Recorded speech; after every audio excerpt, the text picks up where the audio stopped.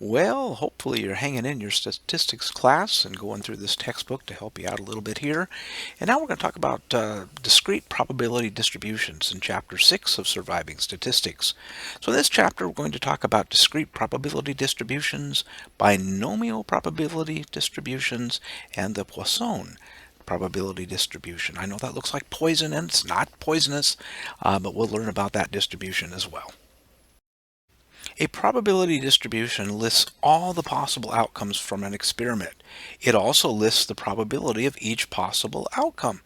So let's take an example of tossing a coin.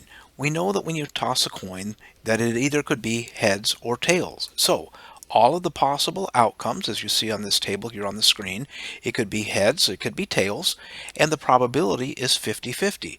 Now, to be a true probability distribution, the probabilities of each outcome must add up to 100%. In this case, it does. Well, of course, this chapter wouldn't be complete without throwing in some terminology for you. So one of the first terms we need to understand is the concept of a random variable. A random variable is a numeric value that results by chance from an experiment.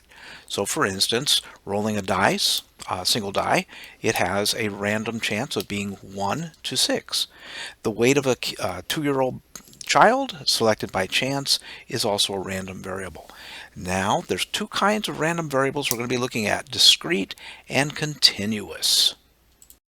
All right, just to clarify here, a discrete random variable is usually the result of counts. And while it's not technically correct, usually it's going to be whole numbers. So a discrete random variable might be the number of cars that drive through an intersection in a 10-minute period. It's something that we can count. A continuous random variable is a variable that can assume any particular value. As an example, we talked about the weight of a 2-year-old child. If we selected a particular child out of a group of 100 and placed that individual child on a scale, that weight could be anything. It could be, 30 pounds, 30.2 pounds, whatever. That's a continuous variable. It's not something that we could actually count. It's something that we measure. Now, we're not going to be really talking about continuous random variable distributions in this chapter. That'll be in an upcoming chapter, but it's a term that you need to be familiar with. So we have discrete random variables which result from counting, continuous random variables that result from measurements. All right, let's delve a little bit deeper into discrete probability distributions. So we talked about a random variable that is discrete, which often results from counting. So let's talk about throwing a couple of dice. If they're 6-sided dice, each one has a value of 1 to 6. So we cannot roll 2 dice and get a value of 2.3 or 2.4. We're only going to get whole numbers, which, as I mentioned before, is usually the case with discrete variables. So when you roll 2 dice, you have a possible outcome of 36 different values. And we have 6 outcomes on one dice, 6 outcomes on another. You multiply the two together and you end up with a probability distribution of 36 possible outcomes. So here on the screen we see a probability distribution for rolling 2 dice. And so we see the possible outcomes, and those values are from 2 to 12. And then we see the number of possible ways that we can actually get that particular outcome. So let's take a look at the outcome of number 4, or getting a value of 4. So if you look at the table below here, you can see that the first die could be 1 and the second one could be 3, 2 and 2, and then 3 and 1. And so there are 3 possible ways that I could get a 4. Now, we add them all together and we can see that there are indeed 36 possible outcomes of rolling 2 dice. Well, we can't have a probability distribution without having some probabilities. So now we've added another row to the table. So we have the outcomes from 2 to 12. We have the number of possible ways we can get that outcome. And then we've added the probability of getting that particular outcome. And the way we do that is we take the number of ways. Let's take an outcome of 4 again. So there are 3 possible ways to get a 4. We divide that by the total number of outcomes, and so that we see the probability of rolling 2 dice and getting a 4 is 0.083. And so the most likely outcome that we can see here is getting a 7. And with a 7, we have 6 possible ways. 6 divided by 36 ends up with almost 17% chance of getting a 7 when you roll 2 dice. And of course, we add them all together and we sum to 1 or 100%. We've used a fairly simple example with our discrete probability distribution of tossing 2 dice. And we saw that the value that we were most likely to get in rolling 2 dice was a 7 because it had the highest probability. But if we're dealing with a large amount of outcomes, we might want to mathematically figure out what the average value we'd expect to see, or as we're going to call it now, the expected value. And so you can see we have a fairly simple formula here. We're going to sum up the probability of x times the value, and we'll end up with an expected value. And we'll see that on the next slide here. So here's an example of using a table to compute the mean or the expected value of a discrete probability distribution. So we have each outcome 2 through 12. And again, this is rolling 2 dice. The number of possible ways of getting that outcome, the probability of that particular outcome, and then the fourth column here is the outcome, the 2, in this case for the first row, times the probability of getting a 2. And so we have the outcome of 2 times the probability of getting that outcome, which is 0.028. Multiply the 2 together, we get 0.056. We do that for each possible outcome. We take the outcome and the probability, multiply the 2 together, and finally, once we've done that, we sum them all up, and in this case we get an expected value or a mean of this discrete probability distribution of 7. Okay, you've learned how to create the mean of a discrete probability distribution, and of course the formula that we used to compute that was different than the mean formula that we learned about in a previous chapter. The mean was a measure of central tendency. That's the value that is most likely to occur. So we saw that. What is the most likely value to occur when we roll 2 dice? Well, we decided that would be a 7. We computed that. Well, we also learned about variance and standard deviation. The formulas that we used previously in the previous chapter are not the same formulas we're going to use for discrete probability distributions. So we're going to talk about now how to compute the variance of a discrete probability distribution. All right, let's examine the formula briefly to compute the variance of a discrete probability distribution. So we have the variance represented by omega squared. And we compute that by taking the sum of x minus mu squared times the probability of x. So I'm using the same table that I used previously to compute the mean. You can see that we have the first 4 columns there, the outcome, the number of ways, the probability, and then the probability of getting that particular outcome times the outcome itself, coming up with the mean of 7. So the next step in to compute the variance is to add another column. That column is x minus the mu squared. So we've done that by the outcome is 2, that's the x, and the mean is 7, so we have 5 squared, that gives us 25. And so we repeat that for each of the values. Next, we multiply the squared differences by the probability of x. So for that first row with the outcome of 2, x minus mu squared is 25. We multiply that by the probability of x, which is 0.694. We do that for each of the different outcomes. Then finally, step 3 is we sum the squared differences multiplied by the probability. In other words, we just sum up that last column. We end up with a variance of 5.833. Now, if we wanted to compute the standard deviation, we would just take the square root of the variance, and we would end up with a square root of the variance of 2.415. And so the standard deviation, 2.415, the variance, 5.833. So computing this manually is really not that difficult. All right, this try it in Excel screen is kind of bait and switch. Excel doesn't have a built-in function to compute the mean or the variance of a discrete probability distribution. However, as you might have guessed, the tables that I've been displaying here were computed in Excel, and this slide shows the computations that I used to compute the mean and the variance, and also the standard deviation. Okay, we're moving on from discrete probability distributions to binomial. Remember, discrete is something that can be counted, and it could, of course, have multiple values as long as it's something that could be counted. There's set values within the distribution. A binomial probability distribution is a different type of distribution because they're not necessarily countable because there's only two values, binomial. This could be used for pass or fail, yes or no, late or not late, purchase or not purchase, or even live or die. All right, so here's an example of a binomial probability distribution.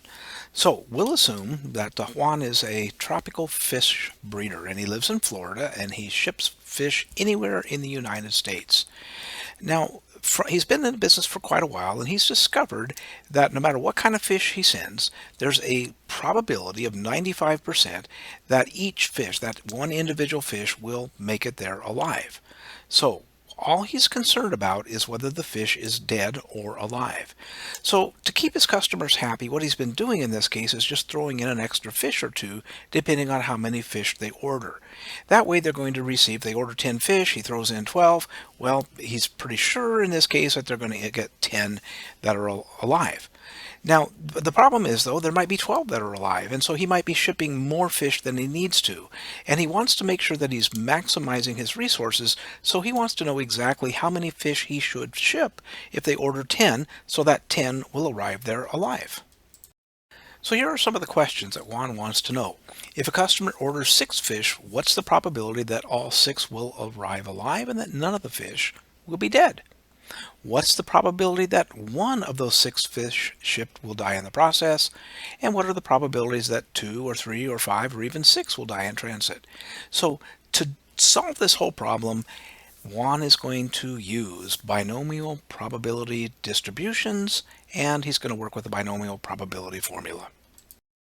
All right, let's look at the binomial probability formula. It looks rather complex, and yeah, there's a little bit of work to it here. I will tell you, though, that Excel does have a very easy way to compute it.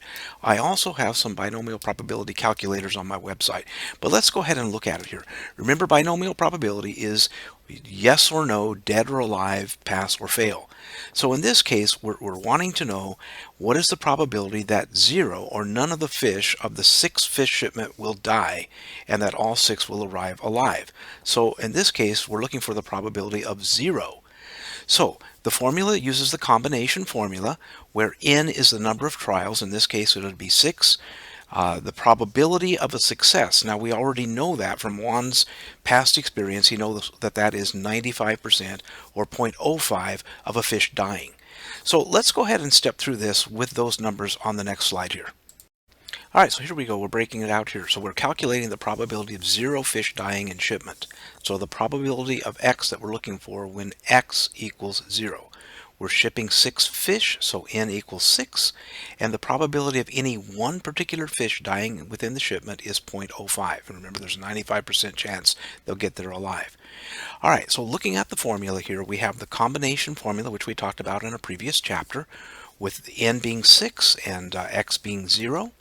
We also know that anything to the power of 0 equals 1, so we can solve that pretty easily here. And so we have 1 times 1. Then we have 1 again, minus 0.05, 2, 5 to the power of 5, and we come up with a binomial probability of 0.73509. So the probability that all the fish, none of the 6 will die in shipment, is 74%. All right, let's try another example here. So Juan wants to know what's the probability of exactly 1 fish out of the 6 that he's sending will die. One of them is going to go belly up here. So in this case, we substitute the 0, the number of successes for 1. And running it through the formula, we end up then with a probability that exactly 1 fish out of the 6 will die of 23%. So let's try another one. If we were to ask the question, what is the probability that 2 fish will arrive belly up out of the shipment of 6? That computes to 3%. Because it takes a while to compute binomial probabilities, there are tables that we often use, binomial probability tables, and all we have to know is the probability of a success and also the number of trials that we're working with, and of course the number of successes that we're looking for. Um, Many textbooks, statistics textbooks, include binomial probability tables. You can Google them and find them on the internet. You can also create them from Excel, and we'll go ahead and show you a binomial probability distribution table on the next slide here. So here we see an example of a binomial probability distribution table. And so they're set up where you're going to find the n. And remember, the n is the number of trials, or in this case, the number of fish that one is shipping. So if we know that n is 6, he's shipping 6 fish. We also know the probability of any one success or failure in this case. DOA is 5%. Then we can use the X column and actually compute, or actually just look at and determine what the probability of the X number of successes are. So in this case, there's a 5% chance of any one particular fish arriving DOA. He's shipping out 6 fish. If he wants to know the probability of 3 of them passing away in shipment, he has 0.0. We see that there is only a 0.002% chance. 4 and 5 and 6 are 0. And again, you can find these binomial probability distribution tables pretty much anywhere, or you can use Excel to create them. Well, because we're in stats, we need to talk about means and variances a little bit. And computing the mean of a binomial probability distribution is very, very easy. We simply take the number of trials times the probability of any one success in that trial. So in this case, with a shipment of 6, and we know that the probability of any one fish dying is 0.05, we have then the mean of 0.3. So the mean of the number of fish expected to die in shipment is 0.3.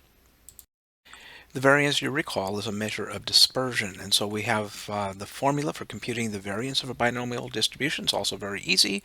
We have n, the number of trials, p, the probability of a success for any one particular trial, times 1 minus p. So in this case, with n being 6, the number of fish being shipped, 0.05, the probability of one fish or any one fish arriving dead, is 0.285. And again, that's just a measure of dispersion. As I previously mentioned, you can also use Excel to create a binomial distribution table or just compute one individual probability. And as I mentioned, there's also one of these available on my website. The formula that we use is the binom dist, and you see the example of the formula here on the screen. And I'll just reference here that what we have is the number of trials at the top, the probability of one particular fish arriving DOA, and then we have trying to create a table here, so we have the number of successes running from 0 to 6, and then the formula that you see. I use absolute reference here so that I can copy that formula all the way down from 0 to 6, and the false, as the screen tells you here, tells it not to create a cumulative probability table, but just to show the probability for each individual number of successes. The concept behind the Poisson probability distribution might be a little bit more difficult to grasp at the beginning, but it's really a cool idea here. So what we're looking for here is we're looking for counts, but we're looking for counts within a specific time or space. So for instance, some of the questions that we might answer with the Poisson probability distribution is how many customers will come into the coffee shop that we're running in the next hour?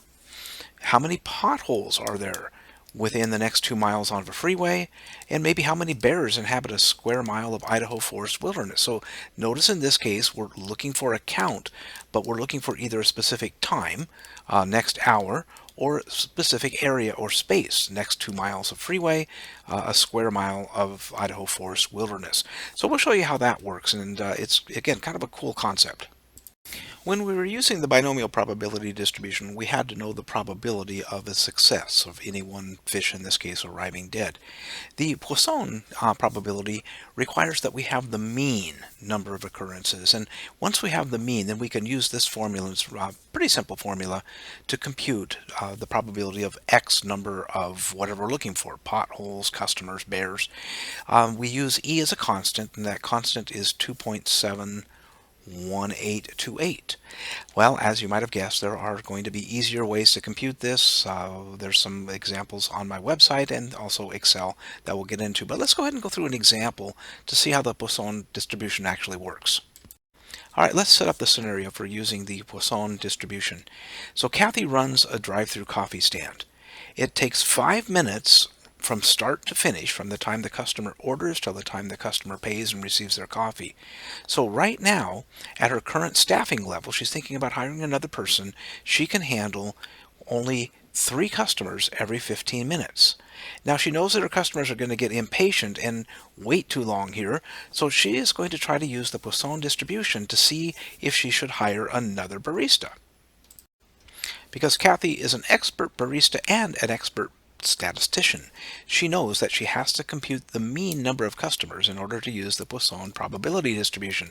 So, over 10 days, she took a survey, or just counted the number of cars that arrived between 10 and 10:15. And so we have the recording here, and again, this is just a simple mean. So from day 1 to day 10, the average number of customers that arrive between 10:15 and 10:30 is with a mean of 3. So now that Kathy has the mean number of customers that arrive in that 15-minute time period between 10:15 and 10:30, she can use the Poisson distribution formula to compute the probability of 4 customers arriving, or 5 or 6. And so let's just start with 4. So she wants to know what the probability of a 4th customer arriving during that time. And if that 4th customer comes, they can't be handled in that time period and they're probably going to leave. So running through the formula, we use the mean, we use the constant, we use x, which in this case is 4. We end up then using this formula with a probability of about 17%. So now she knows that there's a 17% chance of having an extra customer, or 4 customers, show up during that time period. Because Kathy has a statistical frame of mind and she is a good business person, she wants to know what's the probability of having maybe 5, 6, or 7 customers show up during that time period. And so, just like the binomial distribution, the Poisson distribution has readily available tables. And of course, we can also use Excel to compute a table or an individual probability. So here we see a Poisson distribution table, and we need to know the mean in this case. So once we understand the mean, we then can look up the probability. So the probability of having 4 customers, as we computed before, was about 17%, but we also have the probability of 5 being 10% and 6 being 5%. So using this and kind of doing a cumulative probability, if she wants to know, okay, what's the probability of just any one day having more than 3 customers show up, that's going to be the probability of 4, 5, 6, 7, 8, 9, 10, and 11, and 12. Well, the easiest way to do that is to take the probability of having 0, 1, or 2 show up, and then subtract that from 100%. So using that formula, we've added up the probabilities of 1, 2, or 3 customers showing up. That is 0.6472. We take 100%, or 1 minus that. We then end up with a probability of having more than 3 customers show up as 0.3538. Being a smart business person, Kathy has decided that the probability of having more than 3 customers show up of more than 35% is too great, so she decides she better hire another barista in the morning to handle the extra rush. But she's going to continue to track that mean to make sure that she's used an accurate mean, because that is essential in using the Poisson probability distribution. As I mentioned, Excel does have a Poisson distribution function that allows us to compute a probability individually or create a Poisson distribution table. Now, with the example formula that you see on screen, we're using the false at the end. That means non-cumulative, but you'll notice that I've also created another column here for cumulative, and that allows us to very easily see what the probabilities are of, in this case, 0, 1, 2, and 3. You can barely see it there, but that shows up with the 64%. And so very easy to do using Excel. All right, let's go ahead and review Chapter 6 just briefly here. We've talked about probability distributions. Remember, probability distribution lists all the possible outcomes from an experiment and the probability of each outcome. We've talked about random variables, which we had 2 categories, discrete and continuous. A discrete random variable is something that can be counted. Continuous can take any value within the range. We use discrete random variables much more, at least in the beginning levels of statistics, than the continuous. And so we can create discrete probability distributions by listing every possible outcome from an experiment, such as rolling two six-sided dice. We can compute the expected value of, or the mean of a discrete probability distribution. We see the formula here. It is the sum of x times the probability of x. And so if we were to roll two dice, what would be the expected value? We computed that as a 7. That's the most likely value that we would see if we roll two dice. We can also compute the variance. We see the formula for computing the variance here on the screen. Binomial probabilities are probability distributions that there's only two possible outcomes: pass, fail, live or die, yes or no. Here you see the binomial probability formula. We talked also about them being readily available tables to look up binomial probabilities, and also using Excel to compute that. In this chapter, we also discussed computing the mean of a binomial probability distribution and also the variance. And you see the formulas on screen here, very simple formulas. In this chapter, we also talked about the Poisson distribution. And the Poisson distribution needs a mean, but it also relies on a specific interval of time, space, or area. We see the formula for computing that. It uses a constant. There are also readily available tables. Excel lets you compute it very easily, and I also have some resources on my website for that. And remember, all of these lessons are based on my textbook, Surviving Statistics, which is available on Amazon. And do remember to check out my website for downloadable files, calculators, and other resources.